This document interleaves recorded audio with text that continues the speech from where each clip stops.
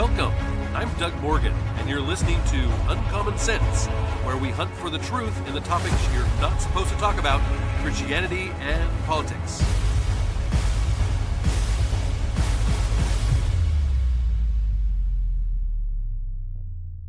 And once again, it's FOMO Friday. Welcome back to the podcast. We love to bring you the stories of the week so that you do not have that fear of missing out and that you know a little bit about what's going on around you and around the world.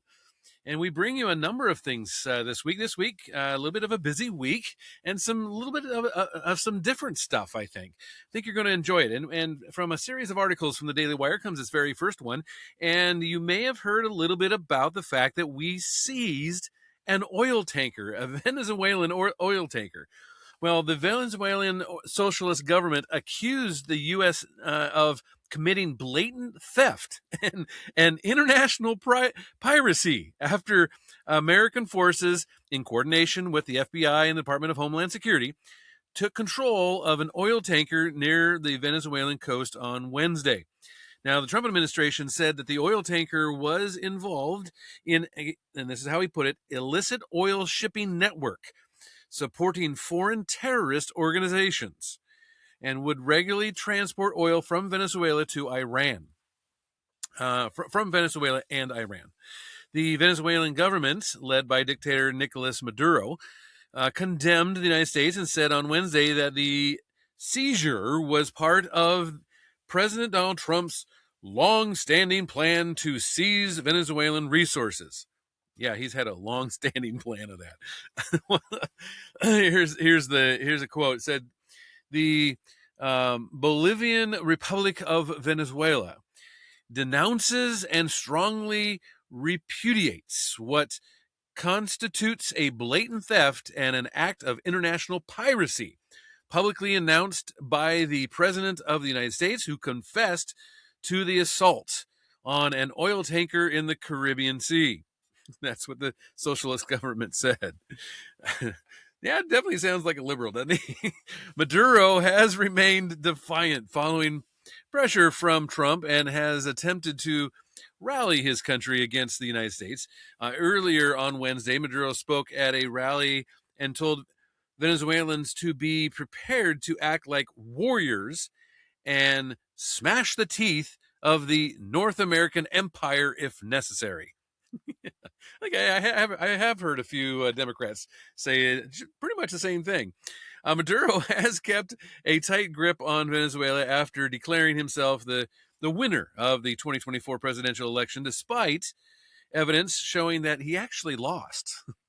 Trump confirmed the oil tanker seizure, saying, as quote, here's his quote, says, "As you probably know, we just seized a tanker on the coast of Venezuela, a large tanker, very large, largest one ever seized, actually." That sounds like Trump, right?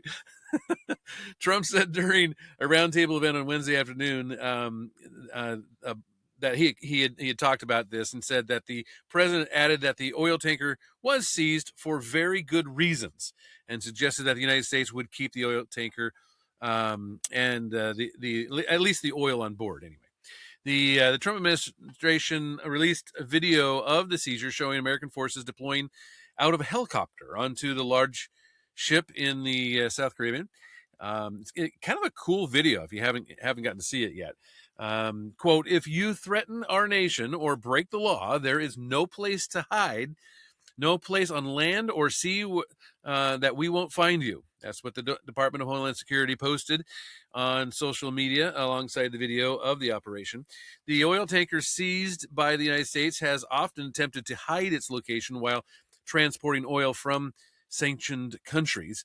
The New York Times reported this and said that the vessel, called Skipper, hides by broadcasting fake location data. Tracking experts believe that the tanker has transported nearly 13 million barrels of Iranian and Venezuelan oil since joining the global dark fleet of tankers in 2021, according to the Times. Venezuela oil-rich land is its main resource and main source of revenue, and is often sold at steep discounts to American nemesis such as Iran and China and things like that. Trump has ramped up the pressure on Maduro in recent weeks, deploying U.S. battleships even and forces to the Caribbean and taking out suspected drug boats near the Venezuelan coast. The White House accuses Maduro and his regime of funneling deadly drugs into the United States and has placed a, get this, $50 million bounty on Maduro for engaging, as they put it, in a corrupt and violent narco-terrorism conspiracy. It's just kind of nice, to be honest, to see, our government finally doing something about this kind of stuff.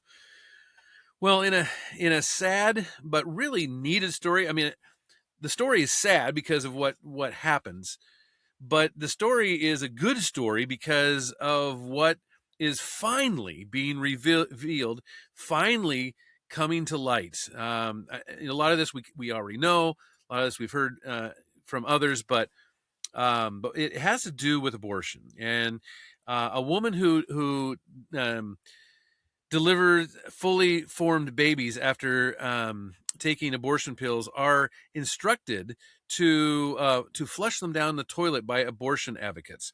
That's what women are instructed to do. That's according to a former Planned Parenthood director, and what she said on Thursday.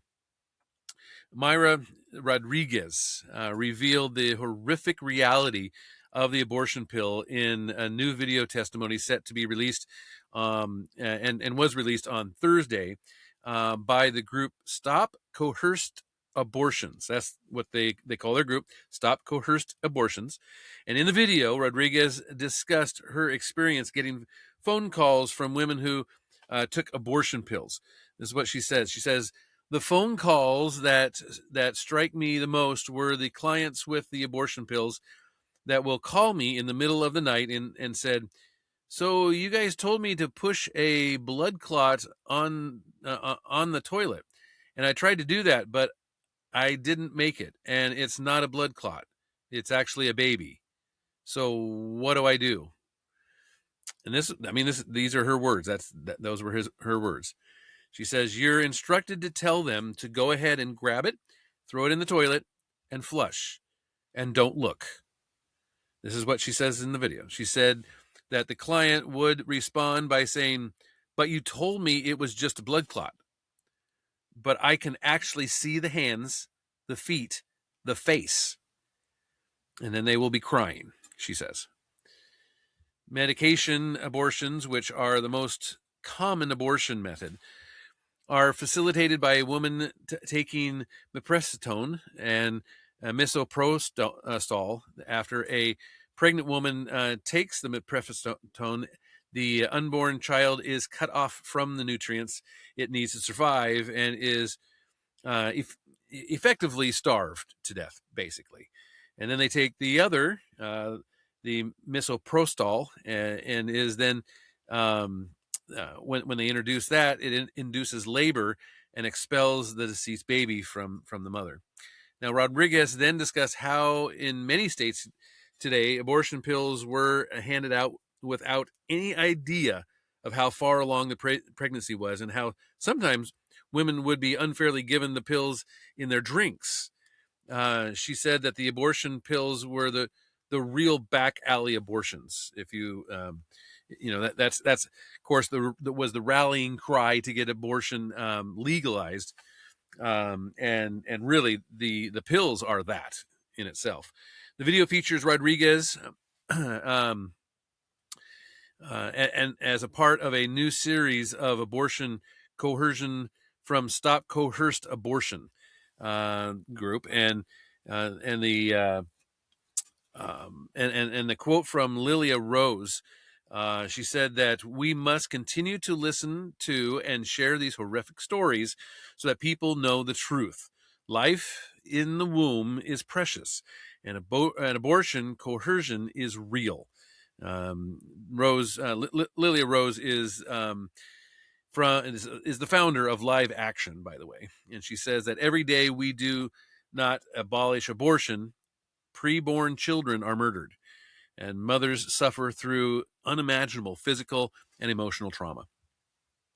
Just last week, in fact, a surgeon in Ohio was charged after he was accused of attempting to force his sleeping girlfriend to take an abortion pill. He allegedly ordered the pills from an out-of-state telehealth provider using his estranged wife's information. And the video comes as pro-life lawmakers and advocates continue to press the Trump administration to take steps to reverse the regulations that were implemented by President Joe Biden that allowed abortion pills to be mailed across the country. And on Wednesday, Senator Josh Hawley sent a letter to the Food and Drug Administration's Marty McCary asking about reports that he was slow walking a study on the dangers of the abortion pill. We've covered a little bit of that here on the podcast. Here's the quote by Rose, said that the FDA must act to protect children and mothers. By neglecting to review the dangerous drug mifepristone, Dr. McCary is dismissing the reality that abortion pills kill preborn children and endanger women. We must end mail-order abortion and ban the abortion pill now. President Trump said on Wednesday that he was looking into the reports. He says, I'll find out. He said, I don't think they're slow walking anything, but I'll find out. And Rodriguez, who worked for Planned Parenthood for 17 years, can you imagine working for Planned Parenthood for 17 years, is currently a witness in a lawsuit against the abortion giant and Minnesota Governor Tim Walz, accusing the state of coercing women into having abortions. This suit says that Minnesota's abortion law violates the 14th Amendment rights of mothers and the equal protection rights of the unborn children. Other horrifying testimony in the video included Rodriguez saying that Planned Parenthood workers were told to not investigate signs of human trafficking, and that a baby who survived an abortion was taken into a room designated for, quote, products of conception, unquote, and left to die. She also recounted looking through trash bins for the discarded heads of babies who had been dismembered in surgical abortion procedures. Quote, you understand that what you have been selling has never been freedom, not for the mother and not for the child. What you've been selling, it's pain and darkness, and it's bloody. And it's all about money. In realizing that for 17 years, I helped no one. I helped no one, but I destroyed many. That's what she said in the video. Well, like I say, not a pleasant story, not one that is charming or anything like that. But it is nice to see some of these things coming out, people understanding what has actually been happening, and truth when dispensed will be good. And so like I say, I'm glad that it's finally happening. But moving on to maybe more pleasant news, can we? The Wall Street Journal reports that Iconic Mineral Technologies, that's the company, Iconic Mineral Technologies, has recently uncovered what may be one of the most significant critical mineral reserves in the United States while mining clay at Utah's Silicon Ridge.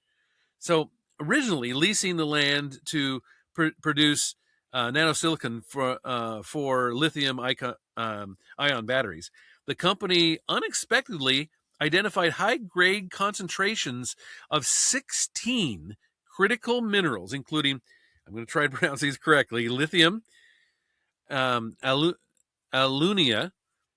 germanium, rubidium, cesium, vanadium, niobium, and scandium.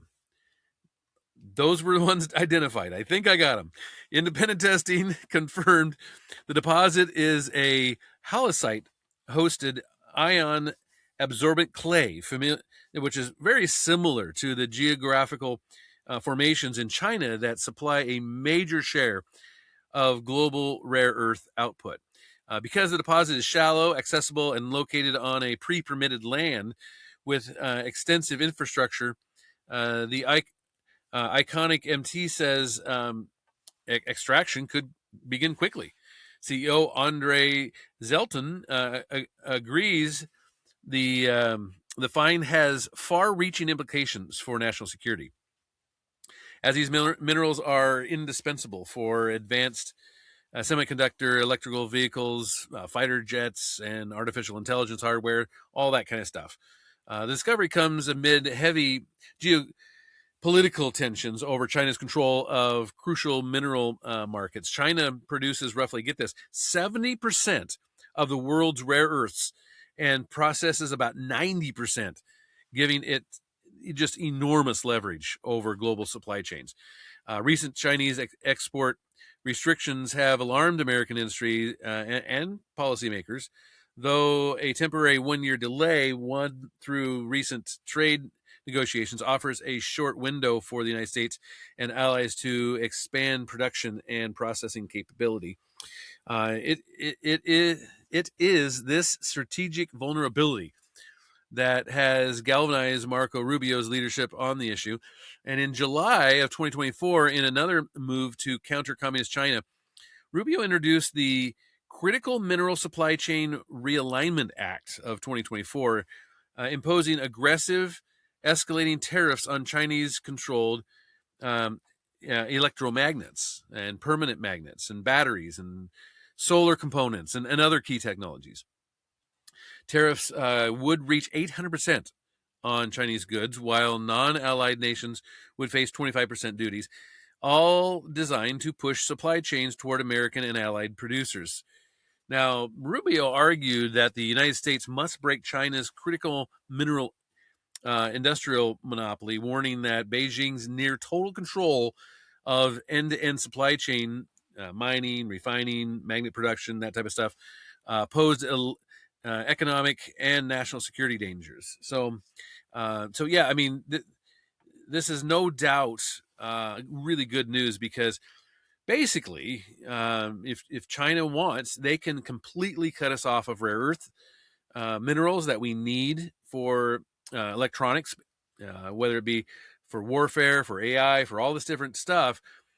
They're the one producing it, and they're the ones getting it out of the ground. And so now that we've found this deposit in Utah, we definitely are going to be able to not rely just basically on China for everything when it comes to this type of stuff. And so very good news. We'll keep an eye on that. Now, in entertainment news, kind of interesting. Paramount announced on Monday that it was challenging Netflix with a hostile takeover bid for Warner Brothers. Now, the announcement comes just days after Netflix said it had reached a deal to acquire the entertainment company in a massive $82.7 billion deal. That's huge. Quote, "We believe our offer will create a stronger Hollywood. It is in the best interest of the creative community, consumers, and the movie theater industry." This is what Paramount Chairman and CEO David Ellison said in a statement. He said, "We believe they will benefit from the enhanced competition, higher content spend, and theatrical release output, and a greater number of movies in theaters as a result of our proposed transaction." Now, Ellison announced an all-cash tender offer, which the company said provides superior value and a more certain and quicker path to completion to the stockholders. Now, Paramount's proposed deal was also expected to close in 12 months compared to the Netflix's 18 months. So Paramount, the Paramount offer includes purchasing Warner Brothers cable television assets, which Paramount said are worth about $18 billion, more than the Netflix bid. The company had previously made 6 offers to Warner Brothers, only to be rejected each time, and the press release noted that Warner Brothers never engaged meaningfully with those offers. This news comes not long after President Trump remarked on the Netflix deal, saying that it could be a problem from an antitrust standpoint. And the president also mentioned being involved in reviewing the deal. Paramount CEO David Ellison is the son of Oracle co-founder Larry Ellison, who is a friend of President Trump and a major donor, by the way. The proposed merger has had bipartisan pushback from skeptics who warn it could turn into a nightmare for consumers and creatives. Netflix, here's the quote, Netflix built a great service, but increasing Netflix's dominance this way would mean the end of the golden age of streaming for content creators and consumers. This is what Mike Lee said. He's the Republican from Utah. And the Netflix co-CEO, Ted Sarandos, said after the deal was announced, quote, "We're highly confident in the regulatory process. This deal is pro-consumer, pro-innovation, pro-worker, it's pro-creator, and it's pro-growth." Well, we'll see. We'll see. I mean, this is obviously going to be a big tug of war for Warner Brothers. And where it ends up, whether it be Netflix or Paramount, it will be interesting to see how all that comes down. Well, in sports, I could probably put this in a couple different categories because, as you know, we like to kind of end things on kind of a, maybe a lighter note, right? Well, yeah, this could probably be put into the lighter note and into sports as well. But anyway, Egypt and Iran, who are scheduled to play in Seattle on June 26th. That's the same day that Seattle is holding its Pride Match, said that they want no part, these two countries, Egypt and Iran, want no part of the LGBT celebration. This should come as a shock to no one, of course. I mean, seriously. While the Pride theme was determined before last weekend's team draw that put Egypt and Iran on the June 26th slot, backlash was to be expected, of course. In a letter sent to FIFA, the Egyptian Football Association requested that there be no activities glorifying homosexuality during the match with Iran, and Egypt references FIFA's policies requiring FIFA competitors to avoid anything that brings conflict between fans from different backgrounds. Here's the quote. The Egyptian Federation categorically rejects these calls and demands that FIFA not hold any events or performances related to supporting homosexuality inside the stadium on match day, unquote.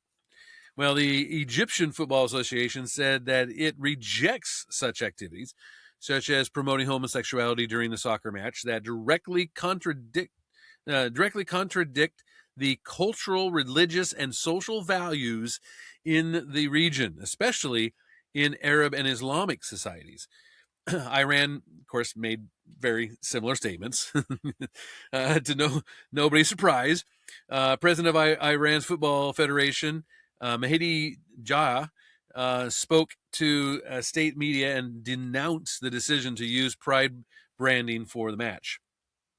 Quote, both Egypt and we have objected because this is an unreasonable and illogical move that essentially signals support for a particular group, and we must definitely address this point.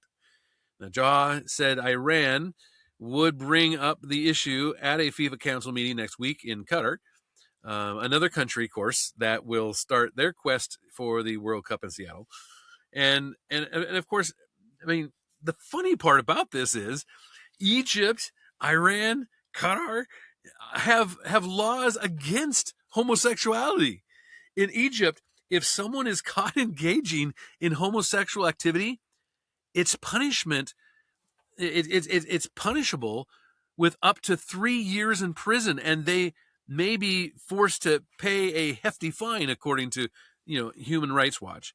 In Iran, capital punishment remains the maximum penalty for homosexuality in the law. I mean, basically, if you get caught in a homosexual relationship or activity of some sort, you can be put to death. Seattle's Pride Match Advisory Committee. How would you like to be on that committee? Seattle's Pride Match Advisory Committee is organizing the Pride Match that is still set to go on despite the two countries' requests during the city's Pride weekend. And this committee isn't associated with FIFA or endorsed by it, by the way. Hannah Teresi, Vice President of Communications for Seattle FIFA World Cup 26, which is directly associated with the soccer tournament, told the Daily Wire that Seattle FWC 26 isn't backing down.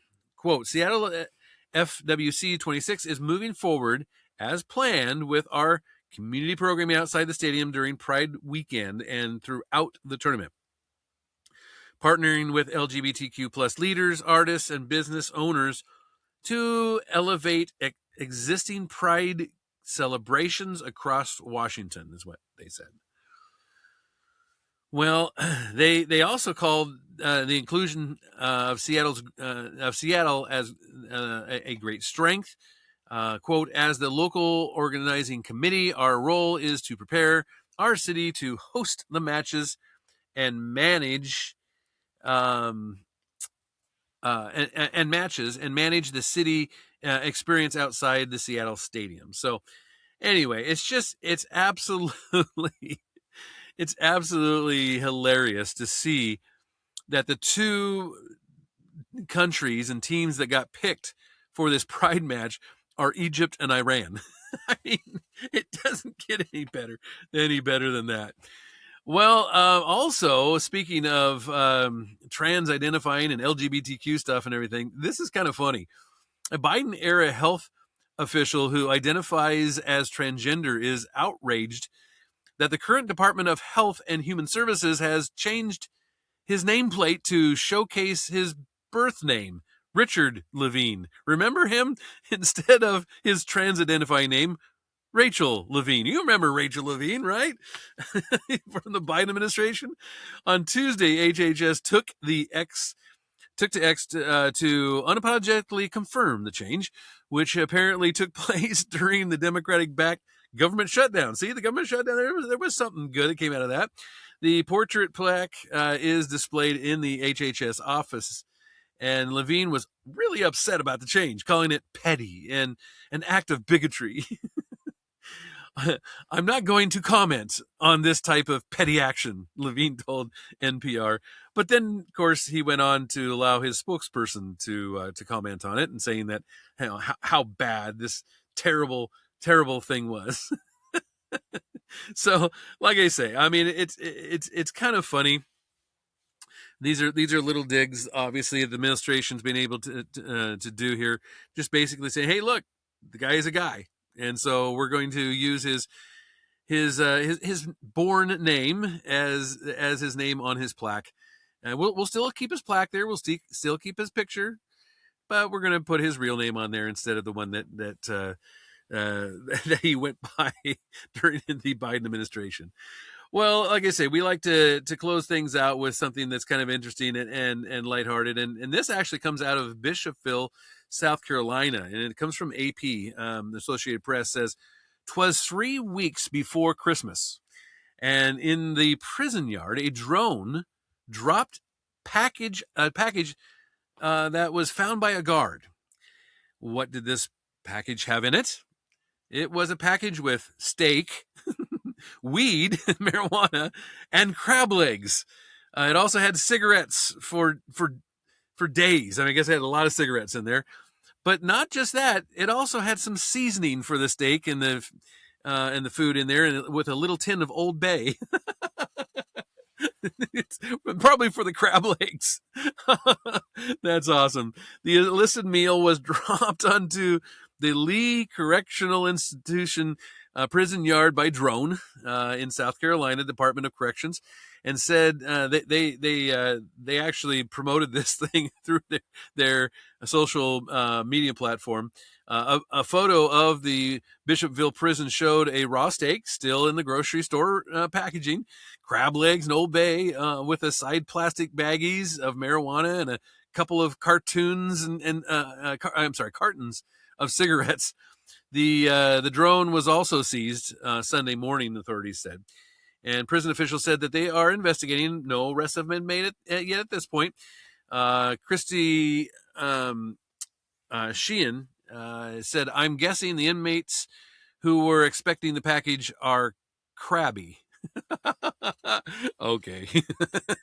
Keeping contraband out of the state prisons is a constant battle, they said. People would actually toss or use a catapult to get packages of cell phones and drugs or other illegal items over the perimeter fence until actually officials raised the fences and even added netting to the top. People trying to smuggle things behind the bars moved on to drones, leaving correction officials to constantly patrol the prison yard and just outside for the tiny aircraft trying to drop the packages. And actually, you can actually be in some pretty serious trouble for flying drones near a prison, up to 30 days in jail, believe it or not. Dropping contraband into prison is actually a felony that can land somebody behind bars for 10 years. Now, I don't know how many people have had that, but it is possible. So anyway, love to hear from you on this, and if and any other stories that we covered or maybe even didn't cover this week. Of course, you can always do that at uncommonsensepodcast.com. Thank you very much for listening. This podcast is a production of Morganite Communications.